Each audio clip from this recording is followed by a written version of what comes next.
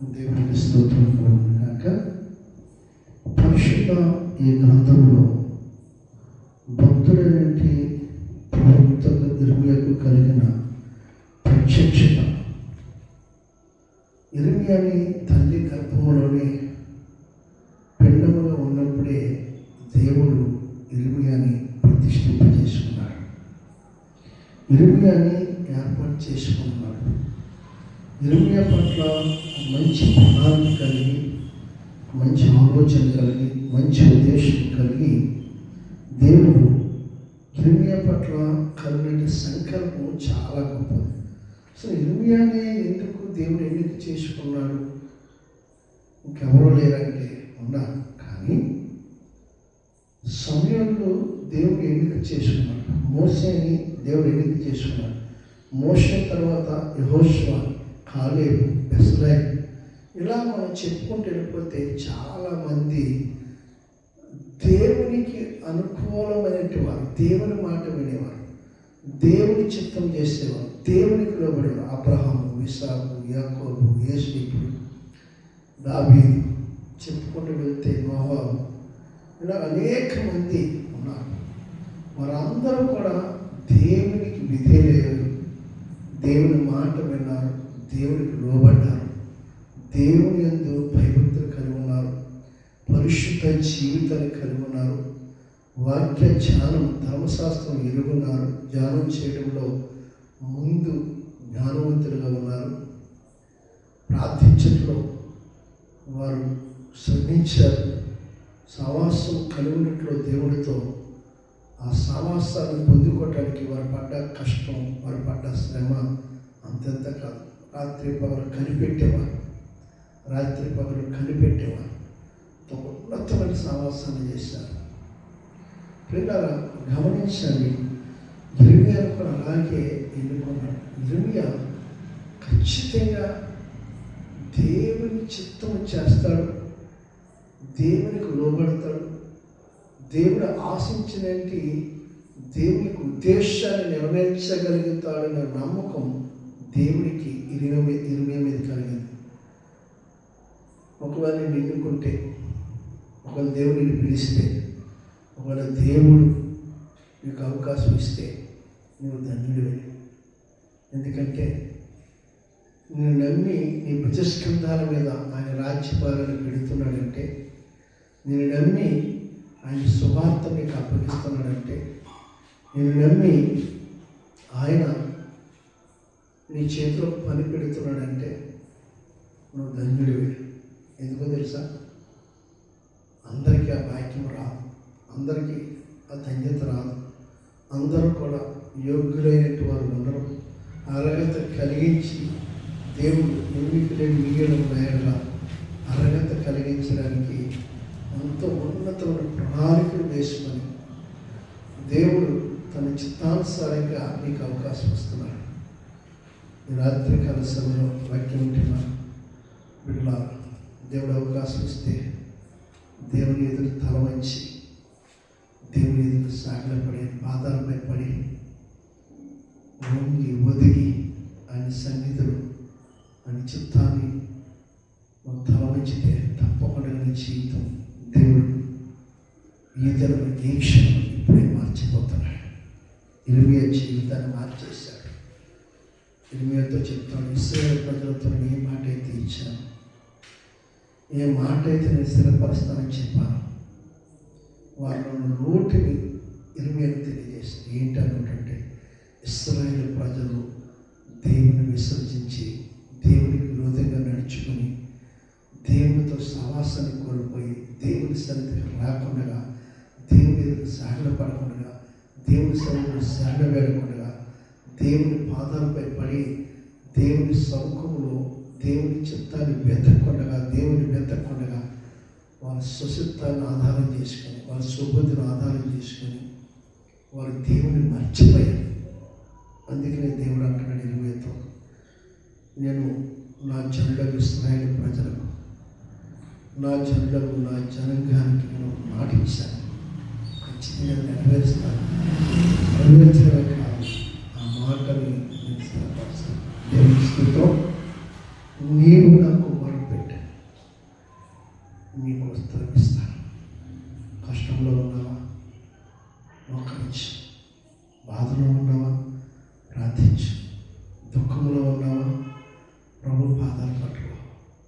వ్యాధంలో ఉన్నావా?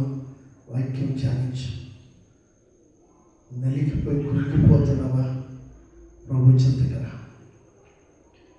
నువ్వు ఏ స్థితిలో ఉన్న ఈ రాత్రి, ఈ శుక్రవారం ఉపవాస ప్రార్థన, నువ్వు ఎలాంటి పరిస్థితుల్లో ఉన్నా, నీ ఆనంద మాసంలో నీ కుటుంబంలో నెమ్మది లేక, నీ మధ్య భార్యాభర్తల మధ్య సరైన సమాధానం, ప్రేమ లేక, పిల్లలు సరైన ఐక్యత లేక, కుటుంబంలో ఐక్యత లేక, నెమ్మది లేక, సమాధానం లేక, కుటుంబంలో నువ్వే స్థితిలో ఉన్నా సరే, రాత్రి దేవుడు నీకు వాగ్దానం, ఆ సన్నిధిలో మొదలుపెట్టు.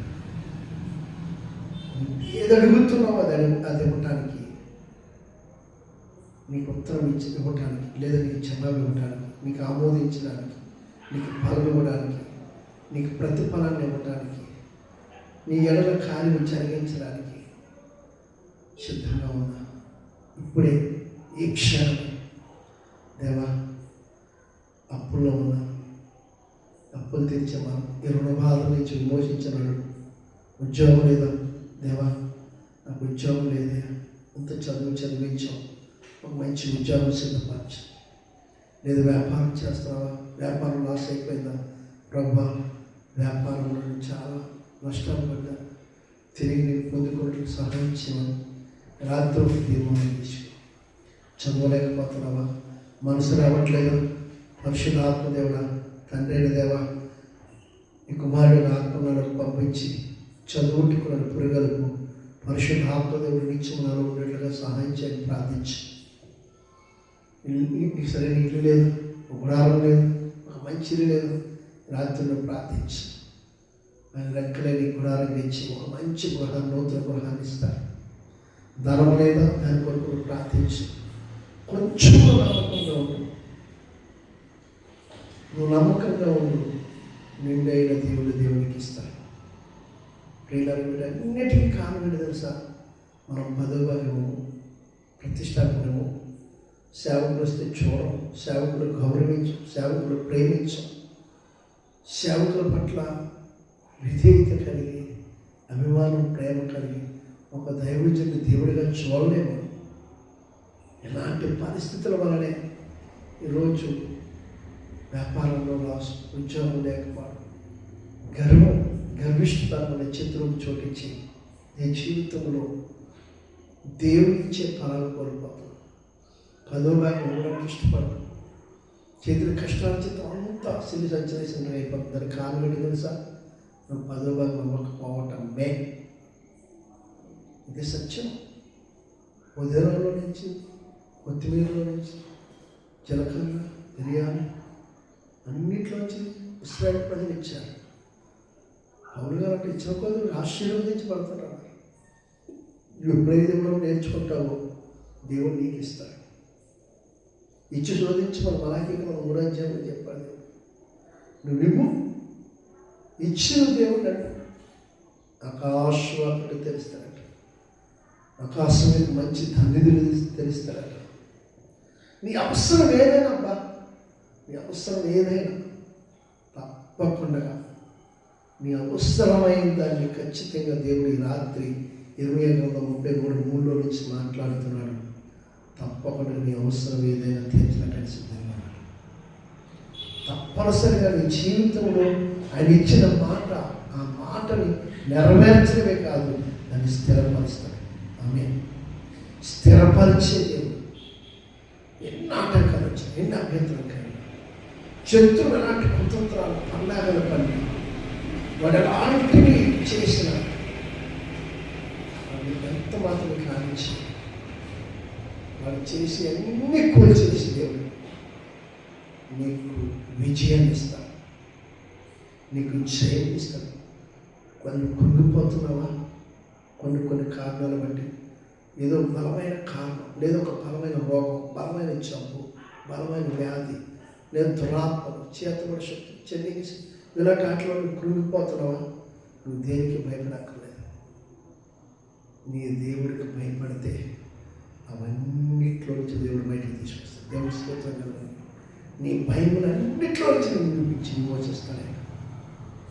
ఖచ్చితంగా, తప్పనిసరిగా దేవునికి అసాధ్యమైనది ఏమీ లేదా. దేవునికి సమస్తము సాధ్యమే. శత్రువుని శిరసు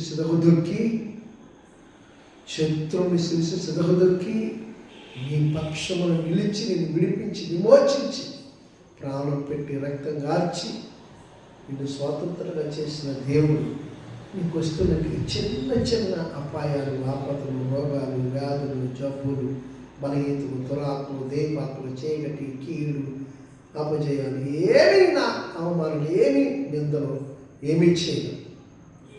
ప్రభు చక్కని మాటలు చెప్తే తెలుసండి, అవమానానికి ప్రతిగా రెట్టింపు కలుగుతాడట, విచారాన్ని కొట్టివేసి ఆనంద తైలంతో నింపుతాడట, దుఃఖానికి ప్రతిగా ఉల్లాసవత్రం భూదండను కలుగు చేస్తాడట దేవుడు. నీ దుఃఖ దినాలు సమాప్తం చేయగలవు దేవుడు. ఈ రాత్రి ఇర్మియా ప్రార్థించినట్లుగా నువ్వు ప్రార్థించు. ఇదే చివరి రాత్రి యేసయ్యా నా విడుదలకు, నేను చేయబోతుడికి ఇదే నాకు చివరి దినం. ఇప్పుడే నా ఉద్యోగ విషయంలో చివరగా నేను అడుగుతున్న సమయం, ఇప్పుడే నా ఆరోగ్య విషయంలో చివరగా అడుగుతున్న సమయం, ఇప్పుడే నేను రుణములు తీర్చే విషయంలో ధనం కోసం అడుగుతున్న సమయం, ఇదే నాకు ఆఖరి దినం, ఆఖరి సమయం దేవా అని ఆయన పాదాలు నిలపాడు. కన్నీరు గార్చు, దుఃఖపడు, రోధించు, ఏడు, యాచన చేయి, ప్రభు పాదాలు చెంత పట్టుకో. నీకన్నా నాకు ఎవరయ్యా? ప్రభు ఇర్మియా గురించి ప్రవక్త ఇర్మియా ద్వారా నాతో మాట్లాడావు ప్రభు. నిజమే, నువ్వు మాట ఇచ్చేవాడు. ఆయన 14 వచనంలో కూడా ఇంకొక మాట చెప్తాడు, యెహోవా వాక్కు ఇదే, ఇశ్రాయేలు వంశస్థుల గురించి, యూదా వంశస్థుల గురించి నేను చెప్పిన మంచి మాట నెరవేర్చు దినం వచ్చిచున్నది. మరి ఆ దినములో ఆ కాలమందు నేను దావీదుకు నీతి చిగురును ముడిపించేదను. అతడు భూమి మీద నీతి న్యాయములు అనుసరించి జరిగించు. ఆమె మంచి మాట.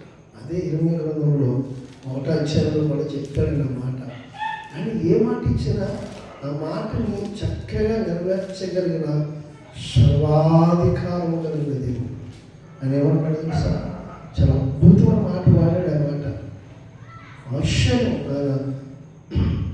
ఆయన మాట్లాడుతుంటే చాలా గొప్పగా ఉంటుంది. ఆయన ఏ మాట ఇచ్చినా అది తప్పగా నెరవేరుస్తారట. చూడండి, 11వ వచనంలో చెప్తున్నాడు, మరియు యెహోవాకు ప్రత్యక్షమై ఇర్మియా నీకేం కనబడించున్నది అని సెలవించి, అందుకు బాదము చెట్టు శోభ కనబడించున్నదని అనగా, యెహోవా నువ్వు బాగుగా కనిపెట్టితే నేను చెప్పిన వాక్యము నెరవేర్చడానికి నేను అతృపడుచున్నాను. హల్లెలూయా. అద్భుతం కదండి. రెండో వారి యెహోవా నాకు ప్రత్యక్షమై నీకేమి కనబడుచున్నదని సెలవుగా, నేను మసులుచున్న బాణ నాకు కనబడుచున్నదని, ముఖము ఉత్తర దిక్కులో తిరిగి ఉంటుందని దేవుడికి స్తోత్రం. అంతే, దేవుడు మాట ఇచ్చేశాడు. నీకు నీ ప్రతి పరిస్థితిని చూస్తాడు దేవుడు. అయితే నువ్వు దేవుని వైపు చూడు. ఇచ్చే వరకు ఆయన సిరికొని నీ మీద పడే వరకు కూడా ఆయన వైపు చూడు. తప్పకుండా దేవుడు అడిగేది నీకు ఇచ్చి, ఆయన ఇచ్చిన వాగ్దానం, ఆయన ఇచ్చిన ప్రవచనం, ఆయన ఇచ్చిన వాక్కు, ఆయన ఇచ్చిన మాట పరిపూర్ణంగా నేను జరిగిస్తాను. తప్పకుండా జరిగిస్తాడండి. ఇందులో సందేశం ఏమి లేదు. మీరు అపనమ్మకం పెట్టుకోవద్దు దయచేసి. నా జీవితం ఎన్నో చేశాడు. ఈరోజు నేను ఒంటరివాడిని. ఇదిగో సంఘం చూడండి, ఒక్కరు లేరండి. ఉపవాసం తినండి, ఒంటరిగా ప్రార్థన చేస్తున్నాను, ఒంటరిగా వచ్చి వాక్యం చెప్తున్నాను, ఒంటరిగా పాట పాడుతున్నాను, స్తుతిస్తున్నాను. ఈ ప్రాంతం అంతా ప్రజలు కదిలిస్తారండి దేవుడు. ఈ ప్రాంతంలో అనేకులకు ఆయన వర్తమానం వెళ్ళి ఆయన చెప్పిన మాటలను అంగీకరించి ఈ ఖాళీ ఉన్న స్థలం నిండుగా ఉంటుందని ఆశపడి ఆయన ఇచ్చిన వాగ్దానం మేరకు ఇప్పుడు నేను వాక్యం ప్రకటిస్తున్నాను. ఇప్పుడు దాకా ప్రార్థన చేసిన పాటలు పాడాను, ఒంటరే. మరి ఎవరున్నారు నాతో అంటే పరిశుద్ధాత్మ దేవుడు నామములో నువ్వు నమ్మాలా? నేను ఒంటరిని అని అనుకోవద్దు. వాక్యం చెప్తుంది, మీరు దేవుని ఆలయం విన్నారని ఎరుగురా, పరిశుద్ధాత్మ దేవుడు మీలో నివసిస్తాడు. రోమిలకు రాసిన పత్రంలో కూడా చెప్తాడు కదా, 26 ముందే వచ్చాను, నీ బలహీనతను చూసి పరిశుద్ధ ఆత్మదేవుడే మీకు సహాయం చేస్తాడు. అంటే పరిశుద్ధ ఆత్మదేవుడు ఎక్కడికే తరలిస్తాడు. నువ్వే ప్రార్థన చేస్తే నీతో కూడా అదే ప్రార్థన చేస్తాడు. నువ్వేది అడుగుతున్నావు, నువ్వు దుఃఖపడతాయో దుఃఖపడతావు, నువ్వు ఏడుస్తాయని ఏడుస్తాడు. అవునండి, మీరు నమ్మండి. నువ్వు ఎక్కడికి వెళ్ళినా పరిశుద్ధ ఆత్మదేవుడు నీలో ఉండి నీతో పాటు తండ్రి దగ్గర జ్ఞాపనం చేసి అడుగుతాడు, ఇదిగో తండ్రి దయచేసి నా కుమారుడు అనగా నీ కుమారుడు అడుగుతున్నాడు, చాలా కష్టంలో ఉన్నాడయ్యా, ద్వారాలు తెరవద్దలేదు, తెలిసిన వెంటనే తెలుస్తాడు. నువ్వు మరి ప్రతి ద్వారం వేస్తున్నాము మనందరూ తెరవబడుగా కానీ తెలిసే రాబోయే దినాల మందిరం నిండిపోతుంది. నేను నమ్ముతున్నాను, నేను నమ్మండి. ఆ రోజు ఇప్పుడు రాలేని వారు ఉన్నారు, ఆ రోజు వచ్చి కూర్చుంటే వాళ్ళకి స్థానం దొరకదు.